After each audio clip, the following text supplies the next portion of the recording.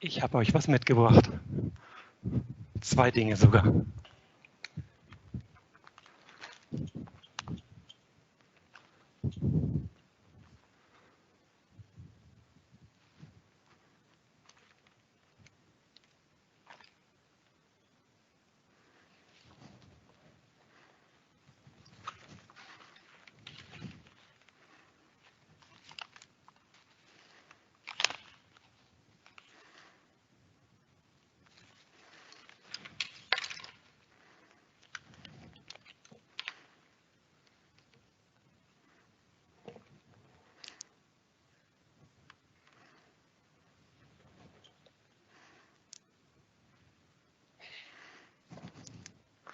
Steht.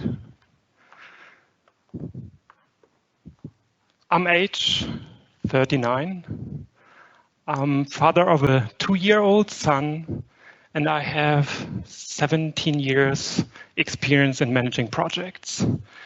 And if there's one thing that I've learned throughout all those years, then it's this one. That life lessons, the things you learn in life, can be applied to your projects and the other way around. And this becomes very obvious if you consider your own life the biggest project possible. And to make my case clear, I brought that bike of mine, my backpack, and that sign, and the story that only a few people know. It's my wife and my former boss. What happened? You can probably hear by my tongue and from my name that I'm German.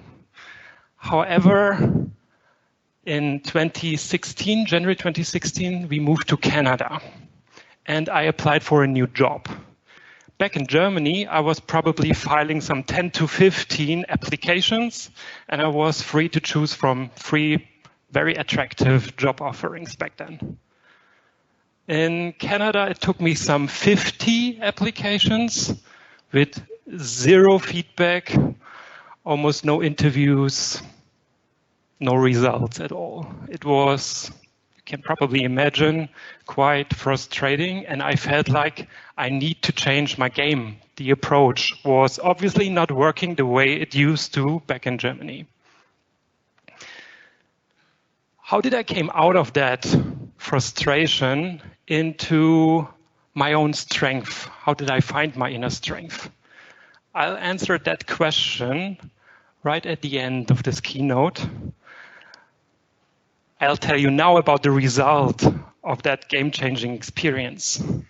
And that's that sign. And that's that bike. I'm a passionate bike rider. You can obviously tell by the gear I brought. So I like to ride my bike. Cross country, downhill, no matter where I go, I tend to take my bike. I don't even have a car. And I felt like after 50 unsuccessful applications, it's probably time to spend some time on my bike and just find inner peace, inner calm, change something, find new perspectives. And yeah, that's what I did. And I came up with an idea. It took me probably 15 to 20 minutes to get with this bike from downtown, my apartment, to the trailhead for riding that bike downhill.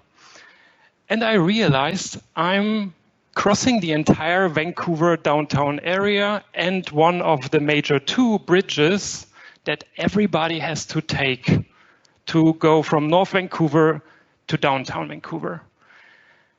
And I thought it might be brilliant to get my message out. Like, what am I looking for and what am I standing for? What can I bring to the table? So I came up with the idea of just creating that sign. I went to a dollar store, bought for probably 2 cents, I don't know, a big yellow, light yellow sheet of paper and a pen.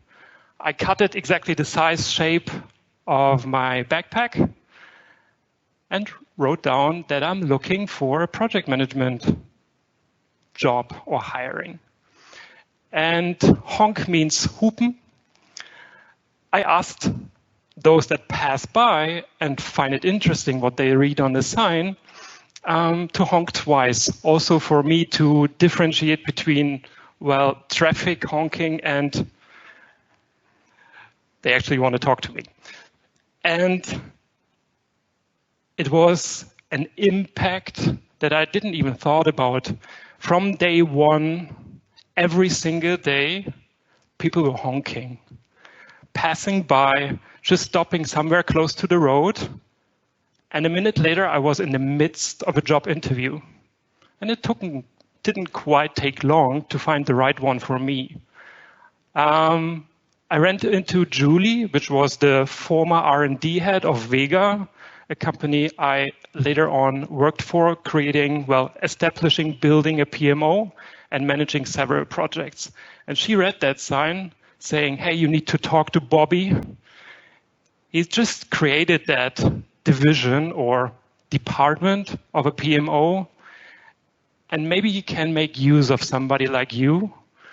And I had that hiring interview, I got the job, and it was the best job I ever had.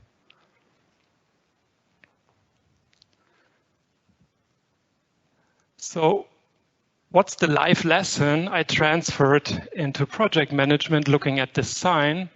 I guess it's quite obvious, like use your own inner strength, your resources. In this case, it's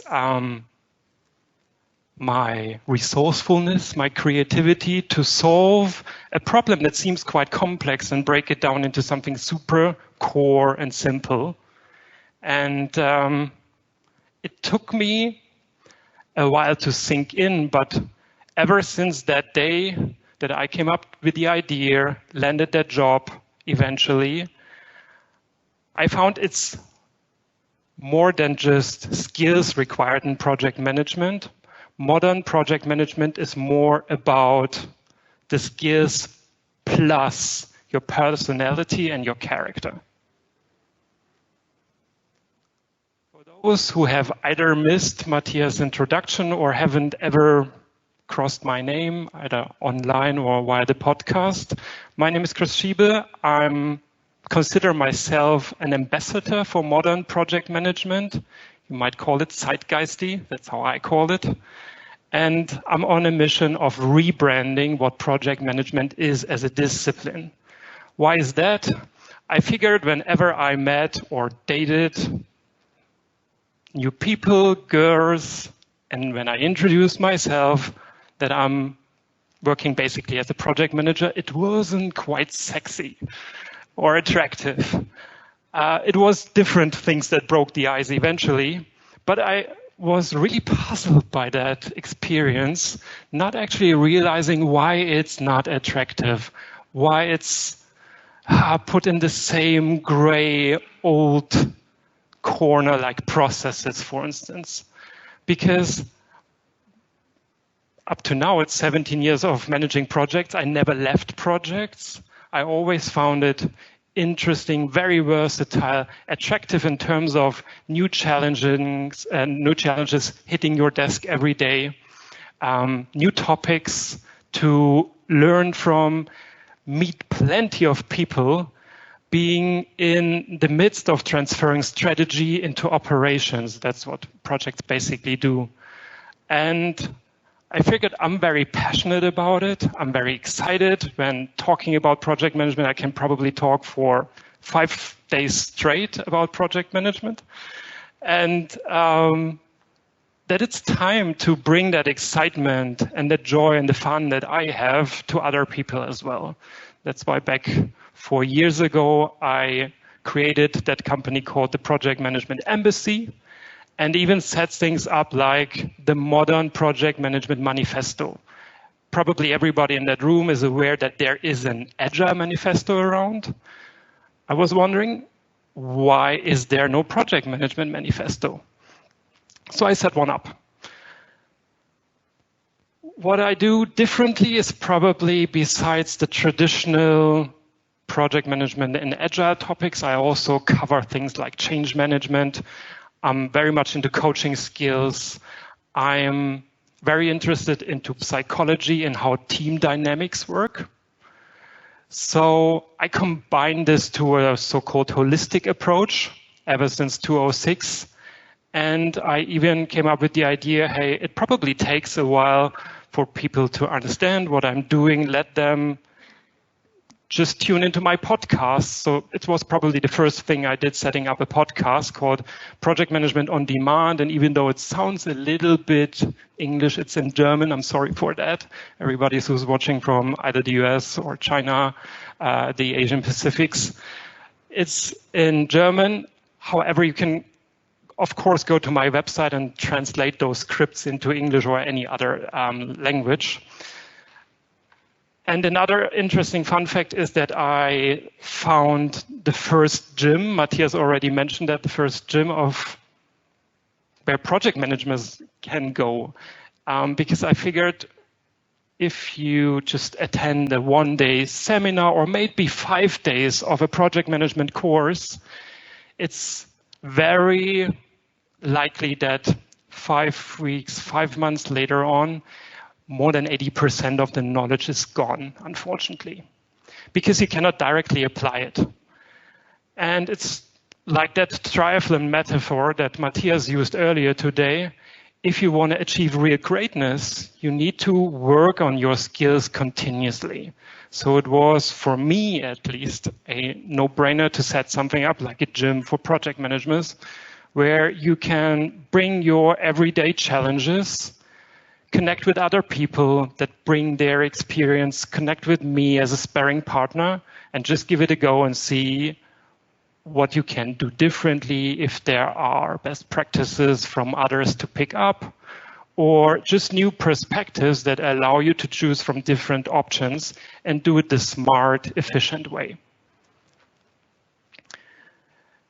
I talked to Matthias. Later on, you will have the opportunity to just download all those presentations you see today.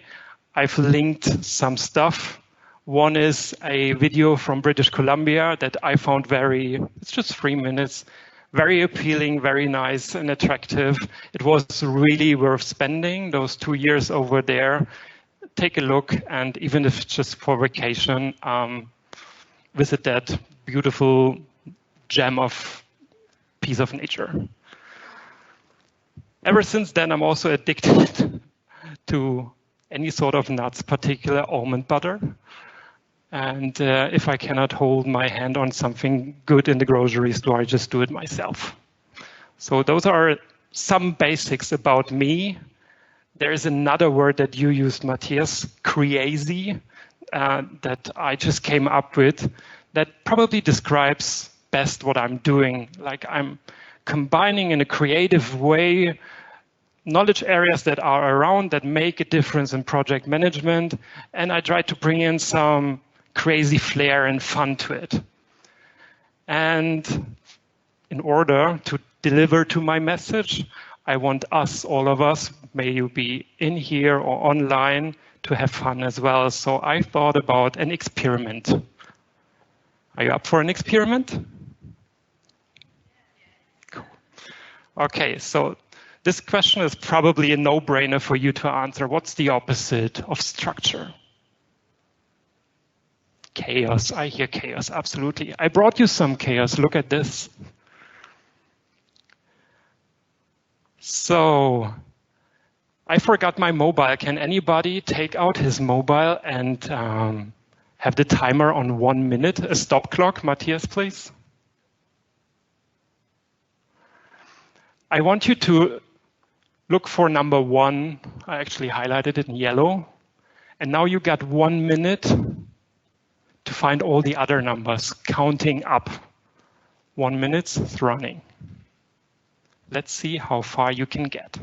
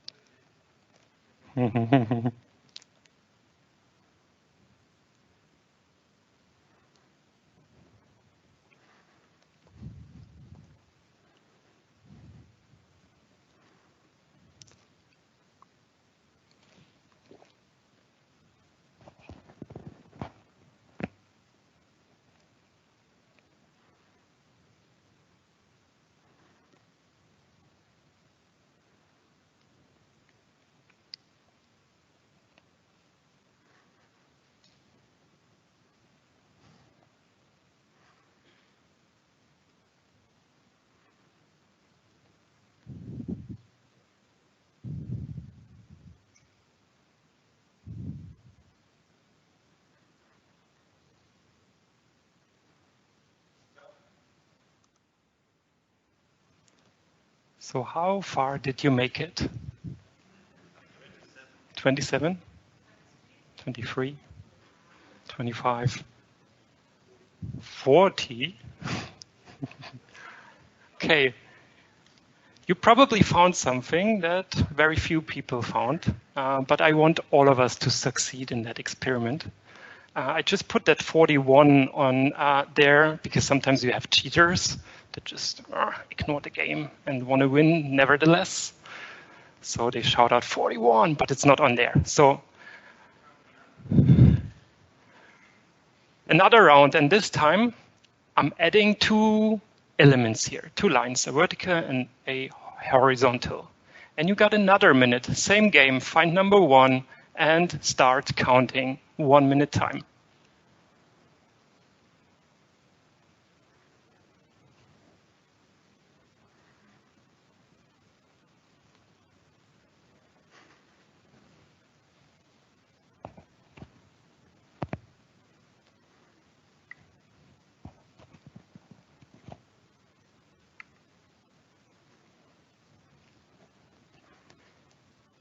And if you came all the way up to 40, just stand up and shout it out.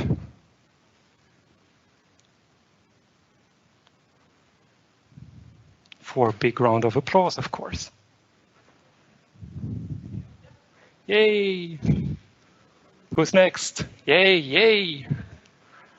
Fantastic. There you go. Time isn't even up. Cool. Now some people cannot see the numbers anymore. Stop. Okay. So it looks pretty obvious, and I hope those people online that are watching made it too, and maybe indicated via the chat. What was different this time?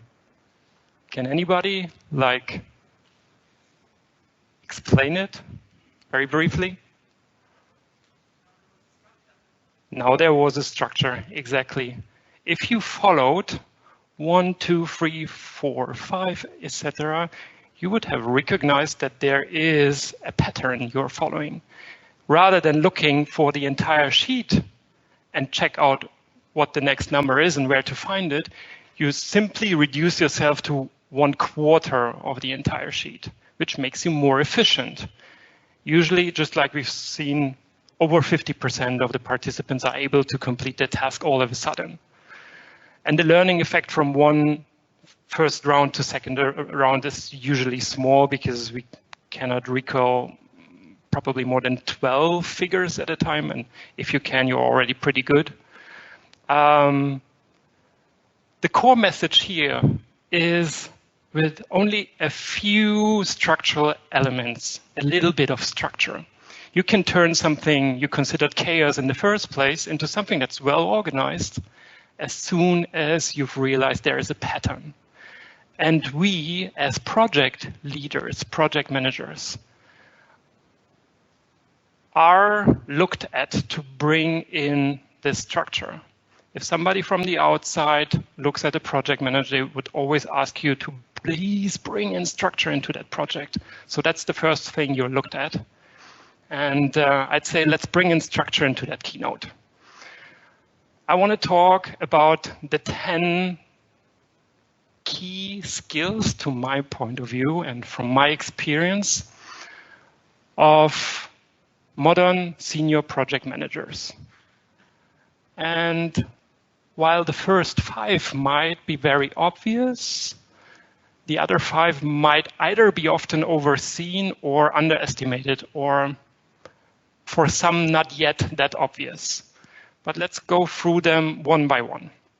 The first one, I'd assume it's a no-brainer, like project management fundamentals. We've heard about it. Get your certificate, get the basics, the standards that are out there, and just get the methods, the tools, the procedures that are considered best practice, common knowledge in that area or discipline. Of course, I added at scale because it makes a difference whether you're managing a project with 7 team members all the way up to, we've heard, 100 engineers, let alone, not talking about industrialization. So, and I've been working in projects with several thousand engineers working on one project. So those skills at scale make a difference for senior leaders. Just like your leadership skills, of course, do as well. In projects, you usually lead by conviction, trust, motivation, because you're very rarely their not hiring manager, their directive manager. So I'm your boss, you do what I say is no option at all. Not saying it's an option in general, but it's no option for you.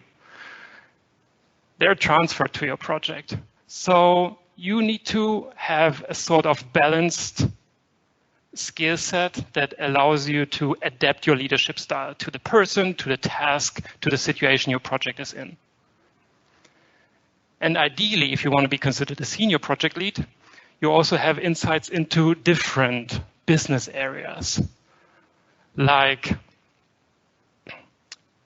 let's say, R&D, we heard that, manufacturing, maybe finance and accounting, sales would help as well. Sometimes even marketing provides learnings for us as project leads to bring into your projects as well.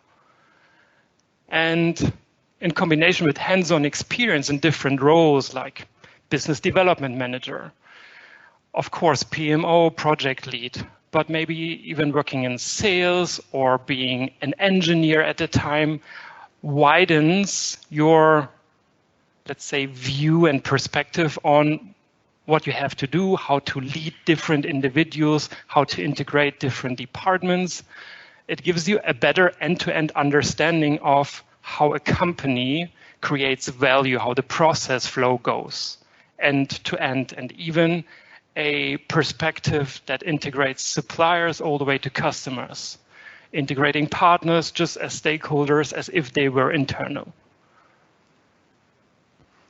And the fifth one, change management know-how, is obvious too, because usually every project brings transformation or it manages the project, the transformation itself. So basic know-how about how to transfer one organizational state into the next, or how to influence mindset of people, because change is taking place on several levels, is a skill that's super interesting to have if a project is considered a transition, a transformation. Before I go on talking a little bit more in detail about the remaining 5 that are not so obvious, I want to ask the question, why are projects relevant at all for you, for me, for us in general? And I brought some figures that show how projectized work kicks in and becomes really a sort of trend. It's arising. And one is a 2015 study from Hayes that shows that already back then, now we're 23, we have 35% of our daily work that's basically project work. And while I was looking for additional figures that actually allow me to indicate a trend here, I was digging deeper into that study, because everything I read about it is, okay, it highly depends on what department you're looking at. And I found this interesting. They also assessed over the course of the last 2 to 3 years, how did it increase? And the figures are probably an average of 60, 62. So it's significant, I'd say. Of course, still it depends on what department you're working in, whether the majority of your work is covered by projects or not. And while I couldn't find any more up-to-date figures, I could at least find a study, thanks to my network, that give us some indications of why project management is on the rise, or projectized work. I sometimes tend to not even speak about project management, but projectized work in a collaborative environment. Because not every time we call a project, even though we handle a project like this. And not every time we call ourselves project managers, even though there is a project in front of us. The key drivers are things like the complexity that's continuing to rise and increase significantly, mainly because of the time periods shrinking. But also the size of the projects, we heard that. If the size of the project goes up, it means more stakeholders, means more complexity. Because very often it's us, the people working on the project, that bring in the real complexity, to be honest. I'm alone, I'm pretty complex already, and can be complicated at times as well. Look at 100, 300 people at a time, it's significant. The technological change and the pace of that technological change is increasing as well, just like digital transformation is going on. And those transformations bring up projects that are supposed to manage that transformation. All the automation efforts, even in project management, I talked to a client of mine saying, hey, can we dig into tools that maybe do a protocol from an audio recording of our project meeting? Is that possible to automate that process? Those ideas bring up new projects that dig into tools that can be integrated or not. And I found another interesting term called the gig economy, gig really like event, because very often we are working with externals that we are hiring on a project by project base rather than hiring them entirely all the time to work on a full-time, no limited contract. And the same goes true with the higher demand for more efficiency, the challenges society brings, and the challenges our environment holds for us. And this is a 2021 study, and all those criteria are so true and indicate that projects and project work become more and more important. So that's why I'd say it's worth looking into the other 5 as well. And I want to start with the first one that Matthias already sort of mentioned, business acumen. He said, ideally, a project lead behaves as if he or she was a CEO of a company.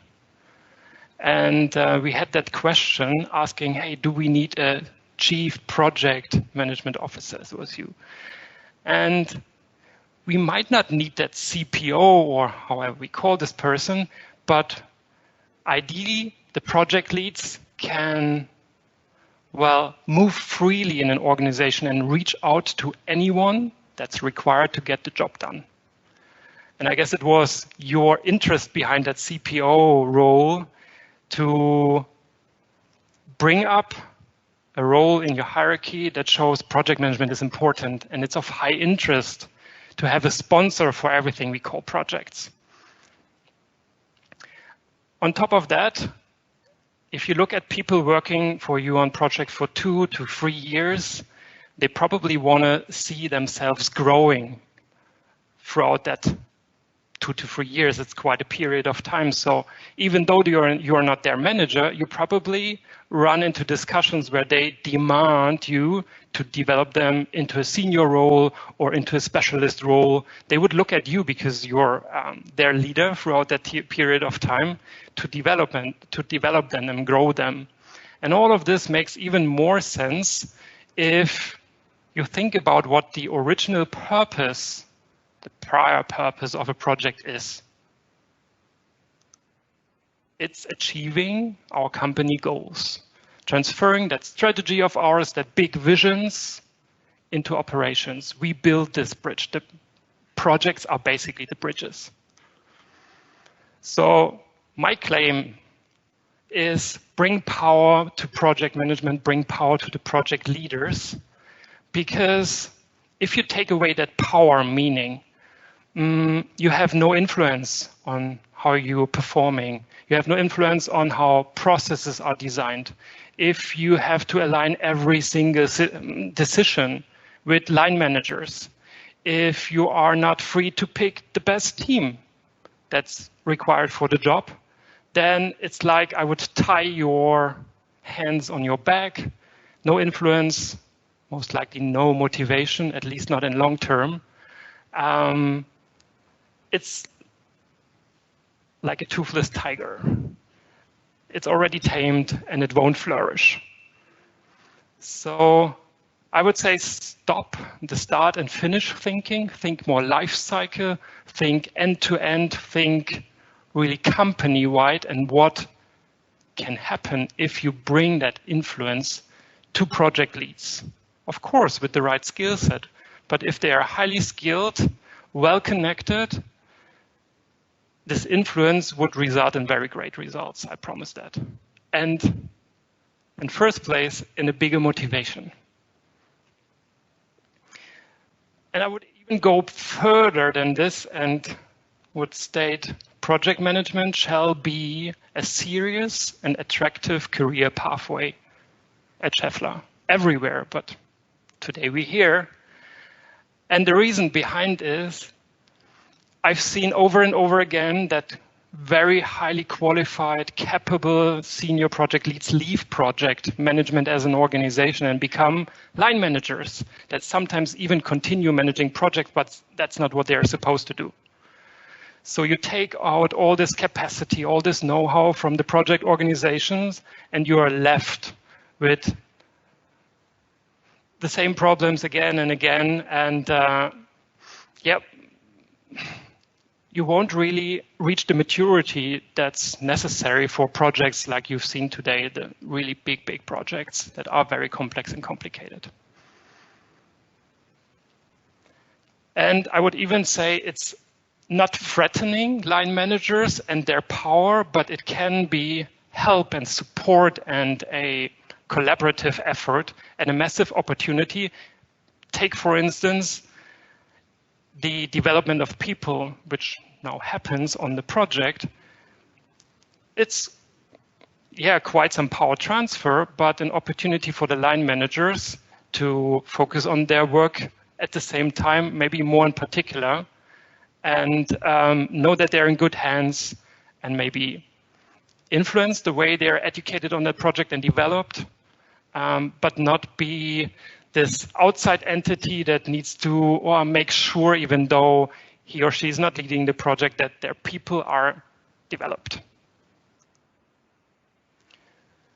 The next in line is coaching skills, basically because coaching is, by definition, a method or a discipline that allows you to achieve goals. If a coachee comes to me, for instance, we are looking into their goals. Like I ask, what do you want to achieve? And all those coaching techniques, all the intervention methods that are applied in coaching can be applied in project just the same way, but on a people level. Why is that important? I was working on projects where even though we've succeeded in fulfilling the time goals, the budget goals, and also scope and quality goals, nobody was satisfied at the end, saying, I will never ever work with that project lead again. Why do you think so? That happened. I was one of them saying, no way, I'll do this again with you. It was all bought with blood and tears and additional overhours on weekends, postponing holidays. It was really stress and team morale was down. So if you want to be really sustainable in what we are doing in projects, we need to add another dimension or at least extend that triple constraint triangle and add this team spirit dimension to it.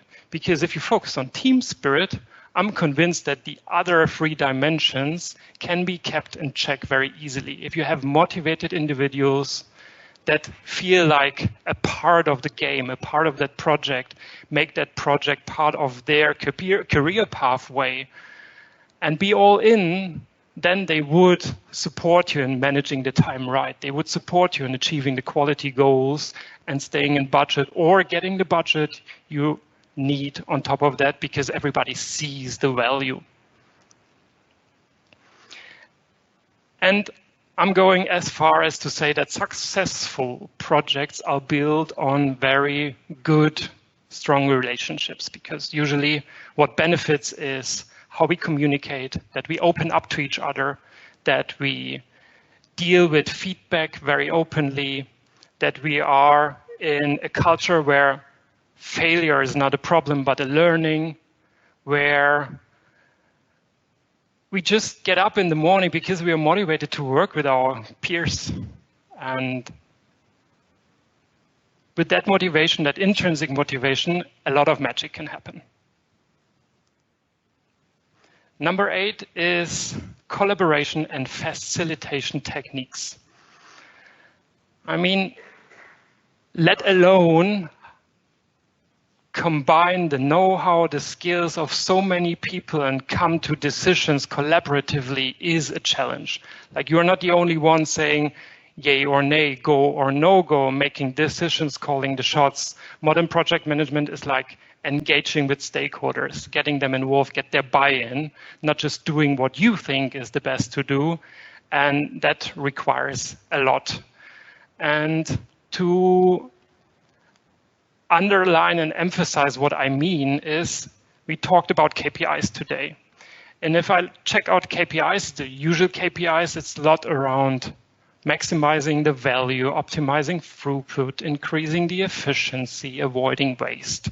That's okay, and there's nothing wrong about it. But remember me saying relationships, team spirit. Performance has a second meaning. If you would check the Oxford Advanced Learners Dictionary, there's a second meaning. And it goes beyond roaring motors and spitting pipes. It's more like this: the artistic performance. And if you think about performance this way, we can think about modern performance indicators. Like, everybody can feel that every day on the shop floor. Is my team available in the dailies, in the project core team meetings? Are they around or not? Your time, budget, and quality KPIs wouldn't tell you, but you can tell because they're not there, they're not available, their capacity is not available for your project. Nobody's working there. Same goes true with little team spirit or inappropriate behavior in critical situations. Or put it positive way, if you're on top of things, even though crisis kicks in, if the relationships are reliable and robust, you're good to go, I'd say. Also, whether you find answers to questions you got today, your learning curve. If you step by step invest into that learning, and a week later you got all the questions answered that were left open, all the hypotheses filled in with data, facts, and figures and feedback from whatever stakeholder, that gives you a good idea that you're performing well, compared to a situation where those questions are coming over and over, hitting your desk and causing frustration instead. Same goes through with all the other aspects, like aligning on a common goal all together to hold that focus, be efficient. The level of intrinsic motivation, conviction, and trust, we've talked about this. The number of outside intervention that troubles your team during a sprint or during just your daily work, keeping your focus or disturbing your focus, being a distraction. And same goes true with the felt room to maneuver. You can't be agile and adjust to changes if there's no room to maneuver. If every permission relies on somebody outside the project, then you're very, very slow. And again, your KPIs won't tell you, maybe the time KPI, that you're losing time, but not why. And psychological safety has been a big trend topic out there as well over the course of the last years. So it goes deeper and deeper and deeper, and it's all this mental, psychological, human perspective. I mean, taking out the humans from, or us people from projects, what's left? So it is worth thinking about those modern performance KPIs that reflect the second meaning of performance. If that's too soft for you, let's look at this. I was in an art gallery looking at a picture like this, or that one, or even this one. And I thought, okay, it's nice. And then I came across a video that was showcased in this very same room, and it changed everything.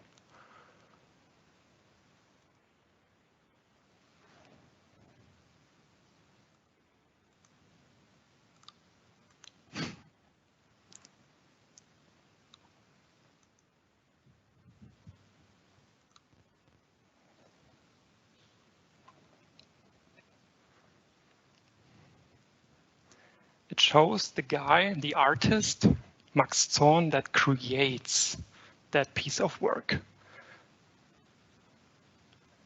And to be honest, I had no idea what I was looking at. That was the problem. And the video told me.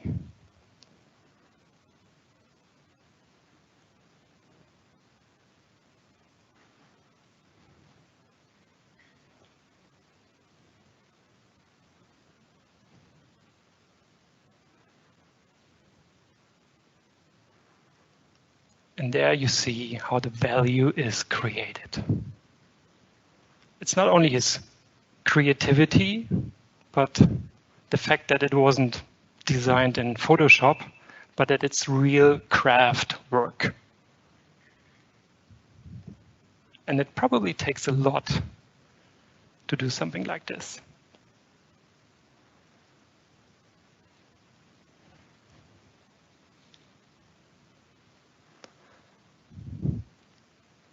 It's a 1 minute, 45 seconds video, and I probably didn't take a single breath when I was seeing this. It was really breathtaking to my mind. And it showcases one thing very nicely.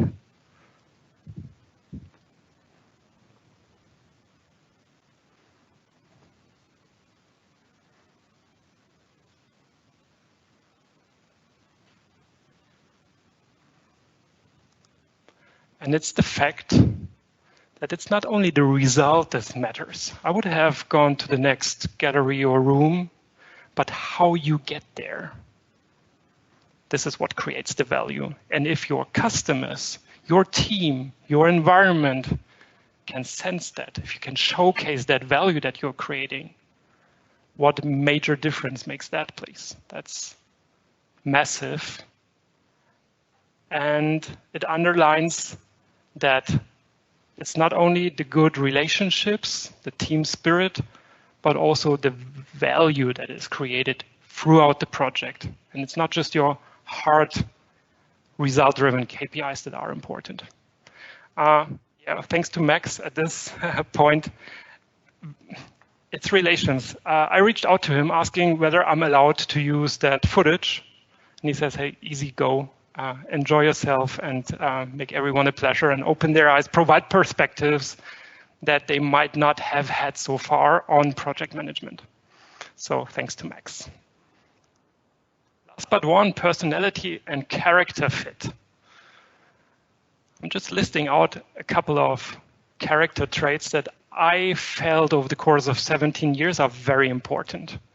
The first one is you want to thrive in people interaction. Like, there are people all over. And without the others, you cannot achieve your goals. It's just too big for one to handle everything, to oversee everything. So you want to thrive in those people interactions. If you feel like this is draining power from you, probably project management, and that's okay, is not something for you.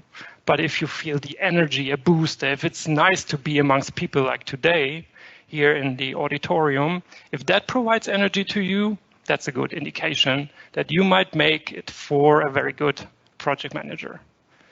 Just like no clinging, like no false attachment. If you think about project management, there's always a finishing line, a handover to the manufacturing guys and girls, and they take your beautifully designed product and you move on to the next. Like, you're not a product manager that looks into how you can add the next feature or facelift or make it more nice and fancy and usable. You're the one that moves on to the next big challenge. Maybe an entire different project type, from managing an R&D development project to a construction project, or process optimization, or a merger of two major organizations, or building a joint venture with a partner.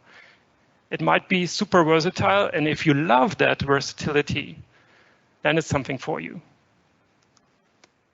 Also, to keep calm if everybody's running around like headless chickens, or getting their 19th nervous breakdowns if, again, they find themselves in a catch-22.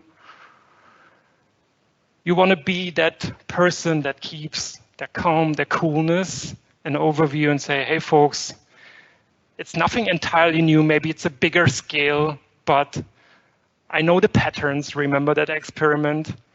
Let's figure out a way to get out of that crisis, overcome the risks that kicked in, and maybe even see the chances in there and opportunities, which implies that you have a certain love of solving challenging problems. Just like that you are a pragmatic enabler, somebody that finds shortcuts very quickly and accepts that sometimes it's a bush fix you require and not the best ever perfect solution. Maybe in the long run, you never forget about this bush fix to fix it in the long run or midterm as well. But sometimes it's the bush fix required to keep things going. And if you realized certain results or a product that you're very proud of, speak about it, promote the teamwork, promote the good team atmosphere, promote the results you created. Do yourself that favor to also benefit from managing those big, huge projects yourself and to benefit from it in your career. Of course, this needs a little bit of chuspe, which is a Hebrew word. Audacious is probably the best English translation. It means that you're resourceful, that you're bold, brave, that you're persistent, that you're sometimes a little bit rough around the edges because you know what you want, you know that goal you want to achieve, and you push for it, you push through it. That's what chuspe is. I had this from a project management role model of mine. I was working on a very, very big 4.2 billion euro project. They were building a big train set, and that project lead of that big project, which went very well, introduced me to that term. So thanks to him.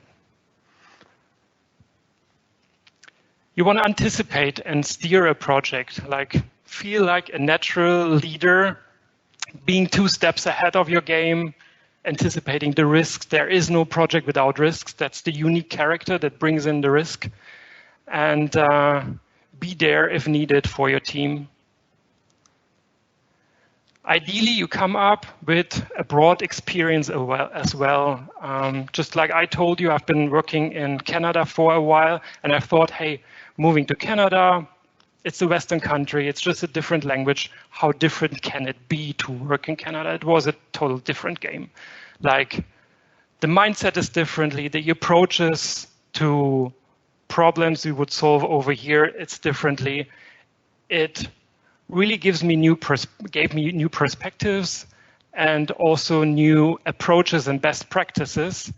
And I'm really looking for that day where I can complete this knowledge with Asian Pacific experience as well. That's what I'm missing too. Never worked over there, and it's probably an eye-opener. You want to be IT or tech savvy as well. If I would take away your mobiles, your laptops, everything, it would be very inefficient to manage that project of yours. On the contrary, if you are able to help yourself with certain technical issues, especially on the tools that you're using, rather than calling the IT department to solve it, then you're gaining speed, you're gaining momentum, and you never hesitate to try out and introduce your team to a new tool and see what that tool can bring to you. And the last one on that slide, at least, is a learning attitude. Just like I said, you want to foster that learning curve, make it as steep as possible, find all the answers to your open questions, because they will allow you to build robust plans, they will allow you to anticipate risks, they will allow you to see beyond what if that development is finished, what's next, what's the life cycle of that product, of How does it go on? Usually the end of your project is the beginning of a project of somebody else. And they would probably benefit from your learnings. And with this, if you have this attractive career path, and the people not leaving the projects and sharing their know-how, being a multiplier, then you can really gain maturity inside your project organization. And this brings me to the very last one, the spirituality. And I told you there is the key to the game changer idea that I came up with. It's probably the biggest surprise on that list, but you will see in a second why it turned out for me to be that additional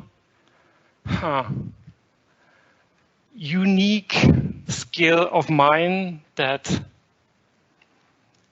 sort of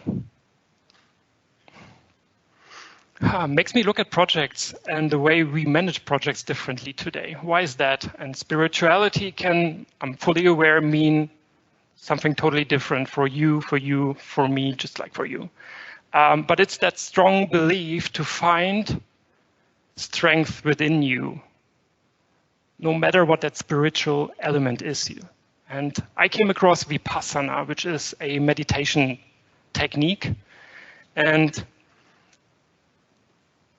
why did I consider myself, or was I interested into meditation at all? I had this passion planner in my hand probably 10 years ago, and it was just like a to-do planner, for your own passions, your fun areas, the thing that spark joy in you. And it asked me for my lifetime goal and for my 5-year goals and 3-year goals. And I wasn't aware, but I took my time to think about it. And one of my lifetime goals was to be capable to meditate, because I tried apps, I tried books, and it didn't work out the way I was thinking. At least it didn't end up with the effect I was hoping for. And then I came across a person talking about Vipassana.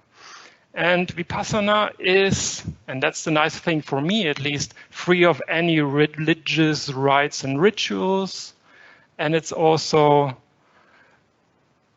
free entirely. Like, you don't have to pay 3,000 euro for somebody that takes away your mobile. And that's what basically happens. They take away your mobile, any books, any pencils, and they ask you to stay there for 10 days, and 9 days without speaking at all to anybody. No people interaction, just you, yourself, and a meditation technique. So there are teachers that teach you how Vipassana meditation works, step by step by step.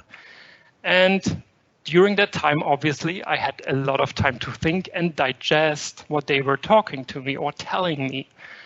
And it was super interesting to listen to it, because they were introducing the 5 success factors, or 5 success factors in work and in life. Just like 5 levers for success and 4 enemies of success. And I thought, well, I'm curious to learn about those for sure. And I want to share those with you. And you can probably feel it, both in your personal life areas and at work. If you're devoted to something, if you're passionate about what you're doing, then it goes with way more ease, as if compared you're just forced to do a job, for instance. So if you're devoted to it, it becomes easier. Just like if you put in effort. Of course, every project is a transformation, meaning no transformation happens without putting in energy, investing something, maybe time, money, or your personal energy. And you want to just be sure that it's the right effort. Like, I spent ages, weeks, and months to apply for jobs, and just this backpack, the simple backpack and a sign did it eventually. So the right effort is important, not any effort, not a random effort. To be aware of that, I had to stop after 50 applications and change the game. It didn't work out, so why stick to it? No clinging. And to concentrate on that goal of mine and leave those things that are distracting away, like high focus, high concentration. What is the goal? What do we want to achieve? What's the effect we wish for? And then it's wisdom translated into real experience, like not things you read in a book or get if you tune into a podcast. Do it yourself, experience it yourself, go through that learning curve yourself. Then you got the true wisdom. Then you know how it goes. Then you know all the what ifs in your particular situation. And then you can share it with others from deep inside and not just because you read it. The 5 levers of success, they listed out as make it simple, face the truth. Chris, it's not working the way it goes at the moment. You can't apply in Canada for a job the way you did back home. Won't work. Obviously, there's something wrong. Change your game. And then the direct benefit, probably I would have demounted that sign if after 2 days, 3 days a week, nobody honked at all. But it worked, direct benefit. It immediately showed me that what I changed was for the positive. And then, well, just like I do now, act as a multiplier. I'm curious to see what signs end up on your backpack. And of course, to follow that overall goal, which is in line with the success factors. I guess that's a key thing in projects as well. If you don't know what that goal is, it will be very hard to be efficient. And then goes some enemies. And you all know this. If you're tired, like mentally or physically, it drains you. It takes away the energy required in a tough job like project management is. Any ill will, any aversion, any craving or negativity will do just the same with yourself and everybody else around you. Any doubt, it's negativity too. Resolve that doubt. Any doubt is an open question you want to answer. That's your learning curve. And reduce any distraction. If this is the key project, if that has focus, priority, if that creates value and is seen, puts you into a situation where you're exposed to management and other important key stakeholders, get away all the things that are not required to achieve your goal. How it changed me, for me today with that technique that I'm still practicing, it's easier to disconnect. So if it's trouble kicking in, we are facing problems, I can be calm and cool and say, hey, take a minute, sit down, let's think about it twice, how we can solve that. It's way easier for me to accept that there are risks, that there will be problems, that there will be conflicts and very troublesome relations as well that need to be fixed. But it's okay, it's part of the nature, it's part of the game. I accept it. I'm more happy than I was before because I found that inner strength. I'm more humble because I see what it takes and how many people it takes to get your vision into reality or company visions into reality. I'm more benevolent, meaning more focused on people and people interaction. I always start with the question, if I set up a new project, people focus. Who's involved? Do I need to engage with? Who can help us getting things done? And I'm grateful for that people interaction, for those good, reliable, strong relationships that also brought me to that stage, for instance. So summing all of this up, particular those 5 that are not that obvious, my summary statement would be any sustainable approach in developing senior project management capacities shall be firstly attractive, secondly continuous, and thirdly people-centered. That's the pathway to go, to my mind, to my experience, and I've gone through it. Still do. Of course, there is a challenge to overcome. No attractive goal without any challenges. It's that situation that we find ourselves usually in a delivery organization, meaning the O-tone, the quotes that you usually face is like, please deliver this until Friday, no matter what. That's key, that's important, that's the drop dead. It's not even a deadline, it's the drop dead. Versus empowerment organization, where you have time for onboarding, time for explanations, time for discussions, training, time for network events like this, where you gain new perspectives, new insights, get together with others that might make you more efficient in the long run. So it's finding some free space and time for, let's say, that pairing, that coaching, that mentoring that's supposed to happen along the way as well. And I thought it's nice to bring a proposal how to overcome that challenge. And that's what I call the holistic upskill solution proposal. And it's basically building on a model that's out there already, the 70-20-10 model when it comes to learning and empowering. And I want to add a plus to it. The 70% represent learning on the job. That's what we do usually. And it's okay. It's overcoming our daily challenges, solving problems, facing risks, grasping the opportunities that we see, and getting it done and learning from it. The second one is social learning, like retrospectives, coming together in community of practices, events like this, mentoring. The 10% is courses, and here I would suggest go beyond the obvious project management trainings that are out there.